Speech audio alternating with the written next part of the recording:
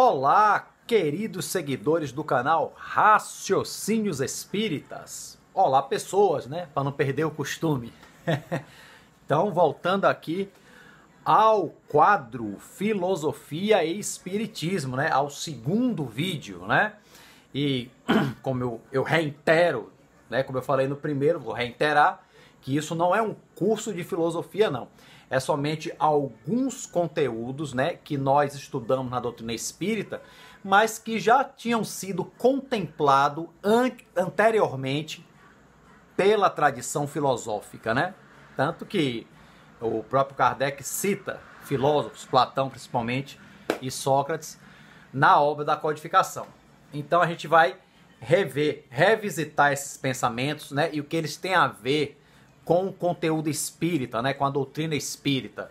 E vamos ver sim que essa questão da espiritualização, da busca pela origem das coisas, de entender o universo, a questão da pluralidade das existências e tantos outros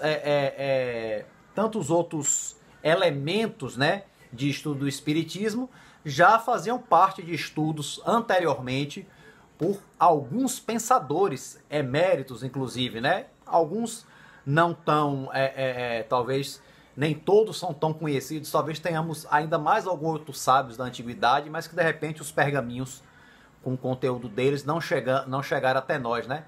Tanto que no primeiro vídeo, que foi sobre o Tales de Mileto, tem-se ele como o primeiro filósofo da tradição filosófica, porque é o registro mais antigo que se tem, né, doxografado pelo então historiador Aristóteles. Aliás, uma coisa digna de nota, que eu não falei no vídeo anterior, né? Aristóteles, além de um grande pensador, filósofo, de ter iniciado as ciências como a gente conhece, né, as ciências naturais, foi um grande historiador, pois graças a eles nós conhecemos esses filósofos, né, chamados pré-socráticos, ou filósofos da natureza, ok? Bem, então hoje no nosso, né, segundo vídeo, vamos a outro filósofo grego bastante conhecido, esse é bastante conhecido, né, que é o Pitágoras de Samos, né? Samos, quer dizer, sempre as pessoas eram referidas pelos seus locais de origem, né? O primeiro foi Tales de Mileto, que era da cidade de Mileto, e o Pitágoras da Samos, né, que é uma ilha. Como eu disse, eu não sou muito bom nesse negócio de decorar a biografia, então fiz uma pesquinha. Então vamos lá, olha. Pitágoras nasceu na ilha grega de Samos em 570 a.C. e faleceu por volta de 496. Né? Isso aí é possibilidade, né? O pensador grego, além de filósofo, era exímio matemático, astrônomo e deixou significativas contribuições para a música. Olha que interessante. Poucas pessoas sabem da contribuição de Pitágoras para a música, né? Sabe mais da matemática, né? E da filosofia. Né? E aí, ele foi da Magna Grécia, né? Magna Grécia, você vê, a Grécia, como eu falei anteriormente, não era um país com território fixado, né? Era um conjunto de várias cidades. Era até mais uma cultura, né? Do que propriamente uma nação, né? Pode-se dizer assim, a grosso modo, né? Tanto que o Pitágoras da Magna Grécia, que é no território italiano, né? Onde fica hoje o território italiano, é onde era a Magna Grécia, né? Você vê que a Grécia era uma coisa muito maior do que somente o país que existe hoje, né? E foi lá que ele fundou a sua escola, né? A escola pitagórica, né? Bom, então não há muitas informações sobre Pitágoras também, tal qual Tales, né, anteriormente, também não há muitas informações, não há nada escrito deixado por ele, né? O que nós sabemos são dos doxografistas, né? São de quem doxografou, que fez doxografia, que se chama o historiamento dos filósofos, vamos dizer assim, né? Então houveram alguns historiadores nesse sentido, como o Diógenes, Laércio, Xenofanes, Heródoto, e o mais emérito de todos, que é o Aristóteles, né? Que é a fonte mais utilizada para estudar os filósofos da natureza, né? Pelo menos por mim e pelos que eu conheço, né? Vamos dizer assim. A trajetória intelectual de Pitágoras, gente, ele fez viagens também, né? Tal qual Tales também fez viagens, conheceu também o Oriente Médio. Esse pessoal viajava, né? Viajava mesmo. E olha que a época que viagem não era uma coisa assim muito, muito tranquila, né? O Pitágoras, ele era filho de família rica, segundo consta, né? Era família abastada e realmente podia investir, né? Nos seus estudos. Ainda bem que usou bem os seus recursos, né? Para enriquecer-se intelectualmente na sabedoria, né? Bom, então,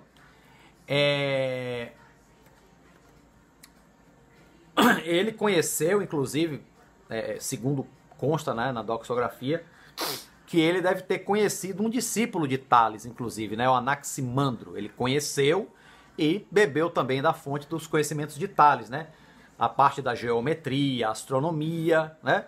Ele fez os próprios estudos, mas também estudou o conhecimento já deixado pelo Tales de Mileto, nessa parte da astronomia, da geometria, da matemática. E Pitágoras, ele também ele fez do conhecimento, gente, uma coisa assim, ele criou uma seita em volta do conhecimento dele, havia uma seita pitagórica.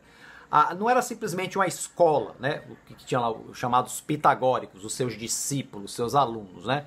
Não eram simplesmente alunos, eram seguidores dele. Então havia realmente uma seita pitagórica que tinha preceitos não só de filosofia, mas preceitos parecidos com o que chamamos de religião, né?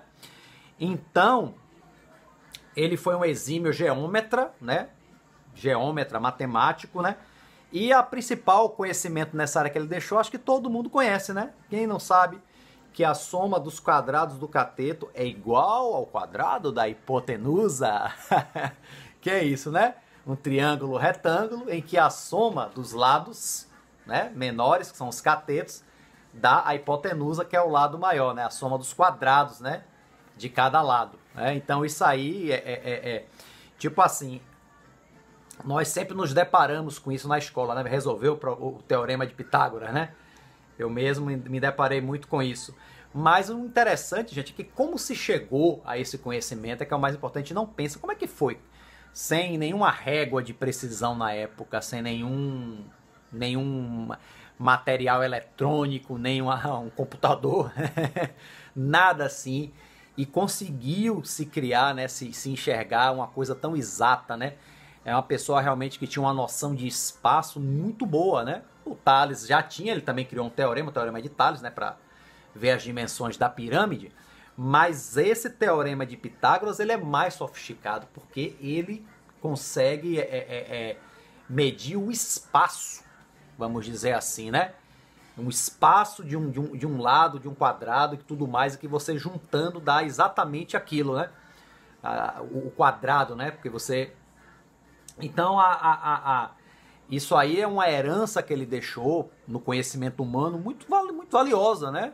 Usado na engenharia, na matemática e de imensa utilidade. E usado também para a gente fazer prova e quebrar a cabeça quando a gente está na escola, né? Inclusive, o Pitágoras, na sua seita, né, falava até pela salvação pela matemática. Eu falei, não fale isso não. Porque se a gente fosse...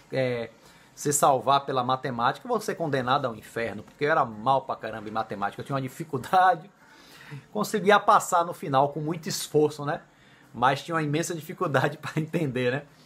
Mas o que seria essa salvação pela matemática que Pitágoras fala? Na verdade, não é uma salvação, é porque ele acreditava que conhecendo o universo, a gente estudando o mundo, conhecendo o princípio do universo, o funcionamento, através do conhecimento intelectual, através da construção da sabedoria, nós crescíamos espiritualmente, né? Isso aí você pode comparar isso à questão da religião que busca a salvação entendendo certos princípios, certos dogmas. No caso do Pitágoras, não. Era o conhecimento, era o estudo, quer dizer, uma coisa muito mais assim elaborada, né? E eles acreditavam, ele e seus seguidores, na sua seita, que era uma seita fechada, a gente não era para todos, nem todo mundo tinha a capacidade de alcançar esse conhecimento. A Grécia Antiga não era esse repositório, não era todo mundo que era sábio, não era todo mundo que era filósofo, não, né? Existia o povão também, nem todo mundo era apto a ter o alcance a esses conhecimentos. Então, a seita pitagórica era uma coisa fechada, né? Para aqueles realmente que se mostravam capazes. ok? Mas, opa, menina, vem pra cá, peraí. Tem alguém que quer participar? Dá tchau. Pronto, deu tchau? Agora volte ali, vá, que o papai tá trabalhando aqui, viu, meu amor? Ela sempre vem pra junto quando eu tô gravando um vídeo, fica curiosa, né? Então, pronto. Bom, então, gente, continuando aqui, então essa seita do Pitágoras, uma seita fechada e que tinha os seus princípios, né? Princípios, inclusive, religiosos, né? E uma das coisas dele, muito pelo contrário, né? Eles não cultivavam a questão da mitologia, da religião mitológica, não. Muito pelo contrário, eles eram antagônicos à cosmogonia. O que é a cosmogonia? É a busca do conhecimento das coisas através da ação dos deuses, né? Ele substituiu isso pela cosmologia, né? Que é algo que foi iniciado por Tales, que é o estudo, entender o cosmos, né? O universo através do pensamento racional. Então, apesar do espírito de seita, né? Da seita do grupo dos pitagóricos, eles buscavam conhecimento racional, né? Apesar de toda essa coisa de religião, né? Essa coisa de crescimento espiritual, né? Nessa linguagem, a coisa era buscada pelo racional, né? Era o estudo realmente do universo, né? Então, assim, desculpa.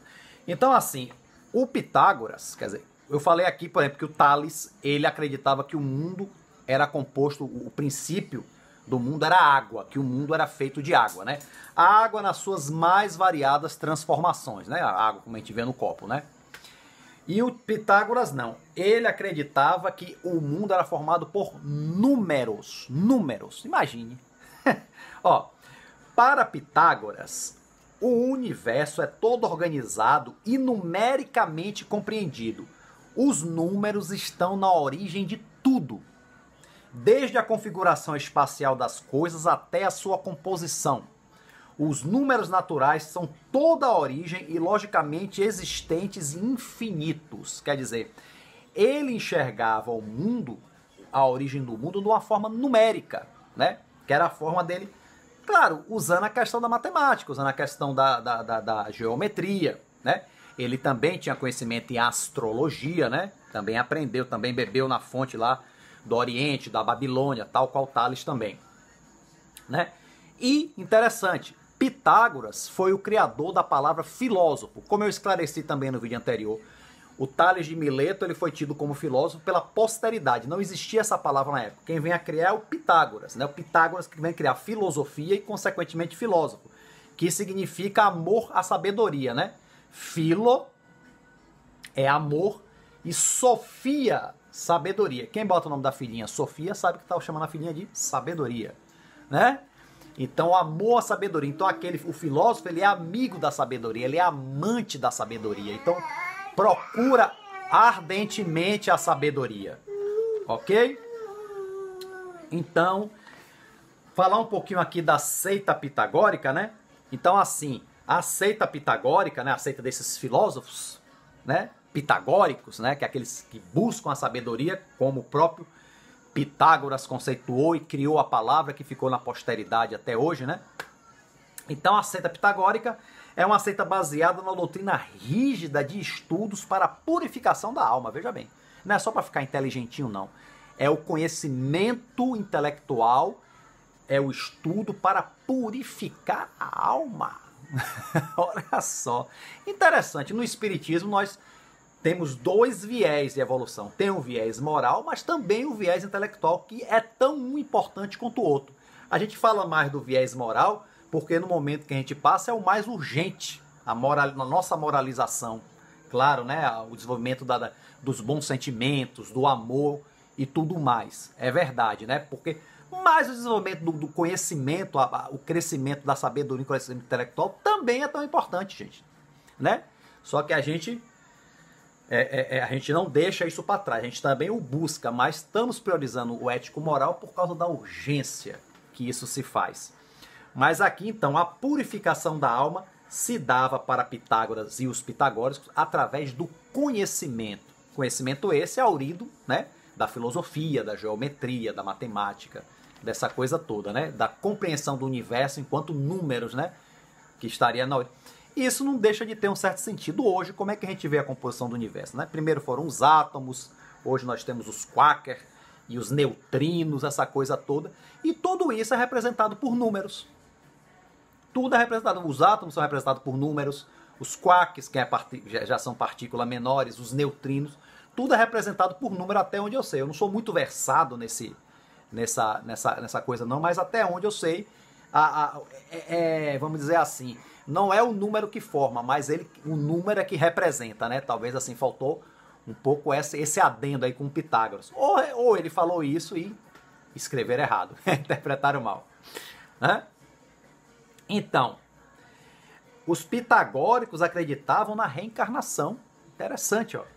E estabelecia que era necessário viver a vida material para atingir a purificação e o aperfeiçoamento da alma. Então não era só intelectualismo, não. Havia uma crença na reencarnação.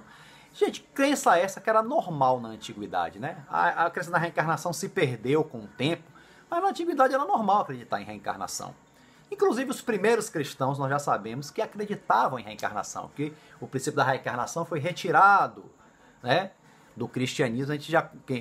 Muitos já conhecem essa história, né? Mas isso aí fica para agora não, né?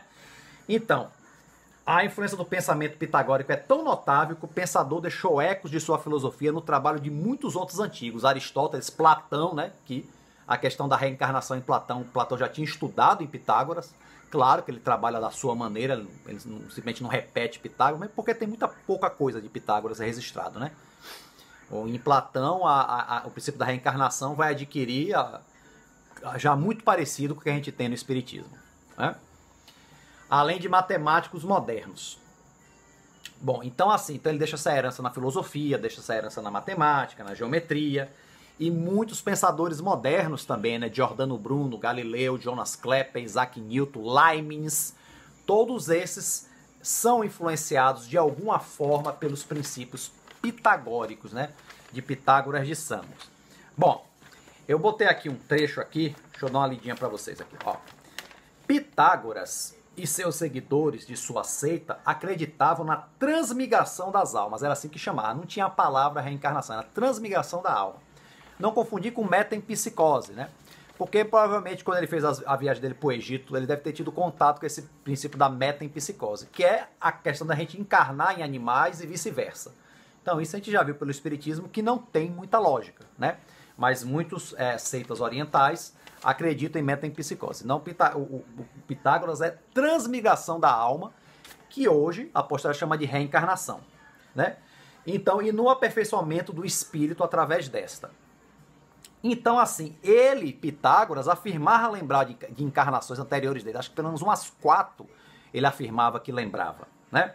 Em uma delas ele teria sido Éuforbo, que é algo pouco conhecido, né? Éuforbo que é um guerreiro, né? Ele que guerreou na guerra de Troia, né? E ele lembra, inclusive, que foi ferido com a lança. Aqui o Éuforbo, que segundo ele era ele mesmo, né? Desse momento. Então ele relata que lembra com nitidez essa encarnação. Ele lembra de outras 3 agora, que eu não tô. Um é um pescador, né? Outra é outro pensador, que eu não lembro agora, mas essa de Éuforbo é a mais conhecida, né? Desse guerreiro troiano, né? Então é isso, gente. Então, assim, o que é que os princípios pitagóricos, o que é que o Espiritismo, né, tem em comum com os princípios pitagóricos? Primeiro, esse entendimento da origem de tudo, né? Do mesmo jeito que Tales. Então, a origem material da coisa, né? A gente busca a trilogia é ótima, né? Os triplos aspectos, Deus, Espírito, Matéria. Na matéria, a origem, temos o fluido universal, né? Ou fluido cósmico universal, que é a origem de tudo, né? Talvez um dia isso seja representado por número também, né?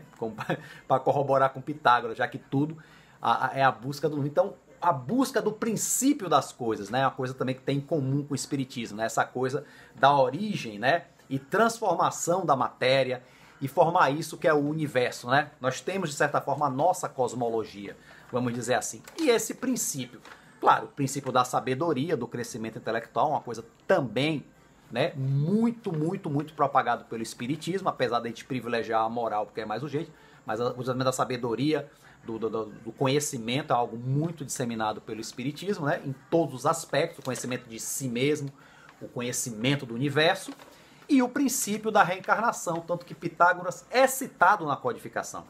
Aqui, ó, na Gênese, ele é citado, ó, Pitágoras de Samos descobre o movimento diurno da Terra sobre o próprio eixo, seu movimento anual em torno do Sol, se incorpora os planetas e os cometas ao sistema solar. Quer dizer, aqui o Kardec coloca esse trecho desse descobrimento de Pitágoras, que ele estava falando sobre a questão da formação e como funciona o universo. Então, Pitágoras é citado no livro A Gênese e na questão 222 de O Livro dos Espíritos, né? Somente nessa parte, considerações sobre a pluralidade das existências, que é um ensaio que Allan Kardec faz. Eu botei aqui o primeiro parágrafo. Aí ele fala assim: não é novo, dizem alguns, o dogma da reencarnação. Ele usa até a palavra dogma, né? Que não é muito adequado a esse vídeo, mas dogma entre aspas, né? O conhecimento, o princípio da reencarnação. Ressuscitou da doutrina pitagórica, de Pitágoras. Pessoal, algumas pessoas acusar, dizendo, não, você está pegando uma coisa que já existe e só repetindo, da doutrina pitagórica, né? E aí Kardec continua: nunca dissemos sem inversão moderna a doutrina espírita. Quer dizer, Kardec diz que os princípios da doutrina nunca foram a invenção todos da doutrina. Que, repetindo, né, muitos dos princípios da doutrina já eram princípios trabalhados anteriormente, na antiguidade. Uma coisa que Kardec sempre deixou bem claro, que nem tudo é novo na doutrina. É novo a forma de trabalhar, de estudar, principalmente entender o Evangelho. Uma forma totalmente nova e totalmente libertadora de entender o Evangelho, né? E todos os outros conhecimentos, né? Então não há novidade. Então, dizer assim, porque esse mente está plagiando as ideias de Pitágoras, não, né? Nunca dissemos ser de invenção moderna a doutrina espírita. Constituindo uma lei da natureza, o espiritismo há de ter existido desde a origem dos tempos, e sempre nos esforçamos por demonstrar que dele se descobrem sinais na antiguidade mais remota. Aí, os princípios pitagóricos, apesar de que você não vê nessa seita pitagórica essa questão mais do amor ao próximo, essa coisa, pelo menos não se havia esses princípios, não foi descrito pelo seu historiador. Foi mais na parte do conhecimento mesmo, né? Que é o que trouxe a filosofia, né? O conhecimento filosófico matemático, né? Mas em tese não, né? Tese é mais o conhecimento. Então a gente vê os princípios do espiritismo ali presentes, né? Também nos estudos e teorias de Pitágoras e dos seus seguidores pitagóricos, né? Pitágoras, como se sabe, não foi o autor do sistema da metempsicose. Não foi ele que inventou a metempsicose, porque ele estudou a metempsicose, mas ele não acreditava na metempsicose. Ele realmente acreditava em encarnação em corpos humanos em pessoas, né? Bom, Pitágoras, como se sabe, não foi o autor do sistema da metempsicose, diz aqui Kardec. Ele o colheu dos filósofos indianos e dos egípcios, que o tinham desde os tempos imemoriais. Quer dizer, ele auriu dele, ele viajou, conheceu, né? A ideia da transmigração das almas formava, transmigração das almas, pois uma crença vulgar aceita pelos homens mais eminentes. Quer dizer, era comum essa questão da transmigração das almas, não era um tabu como é hoje não, né? Hoje já não é mais tanto, mas até um tempo atrás, né? De que modo a adquiriram? Quer dizer, essa crença na transmigração das almas, da reencarnação. Por uma revelação ou por intuição? Quer dizer, alguém ensinou para eles ou eles intuíram? Porque isso não está claro, né? Ignoramo-lo, quer dizer, não sabemos, né? Isso aqui é Kardec. Seja, porém, como for, quer dizer, ou alguém ensinou ou eles intuíram, o que não padece dúvida é que uma ideia não atravessa séculos e séculos, nem consegue impor-se a inteligências de Skoll, quer dizer, almas grandes, se não contiver algo de sério. Então, se a reencarnação não tivesse lógica, não fosse séria, não estaria atravessando os séculos como vem atravessando, né? Com certeza. Assim, a ancianidade, quer dizer, coisa de ancião, né? A ancianidade dessa doutrina, a reencarnação, Em vez de ser uma objeção, seria a prova a seu favor. Contudo, entre a metempsicose dos antigos e a moderna doutrina da reencarnação, há, como também se sabe, profunda diferença, né? Eu até já falei. Assinalada pelo fato de os espíritos rejeitarem de maneira absoluta a transmigração da alma do homem para os animais e reciprocamente, né? Que para nós, assim, do espiritismo, não tem sentido. Então, gente, é isso, né? Eu acho que assim, o que eu trouxe de Pitágoras ainda é muito pobre, esse filósofo ele é muito mais profundo, mas como eu disse, não é uma aula de filosofia, é somente uma reflexão sobre os nossos conhecimentos espíritas e como eles já foram trabalhados por outros pensadores, e hoje foi esse sábio realmente, esse matemático, esse filósofo, esse sábio da humanidade, né? Que passa a posteridade e é citado na codificação, né? Então, assim, esse é o Pitágoras, né? Espero que vocês tenham gostado, né? Esse é o nosso segundo vídeo, espero que continuemos, né, com essa tarefa, se Deus quiser. Então, quem gostou do vídeo, curta aí, sigam o canal Raciocínios Espíritas, né, e compartilhem, né, e sigam as mídias, eu nunca mais disse para seguir as mídias, sigam o Twitter do Raciocínios Espírita, o Instagram e o Facebook também. Então, até a próxima, gente, um forte abraço, fiquem com Deus, ó, sabedoria!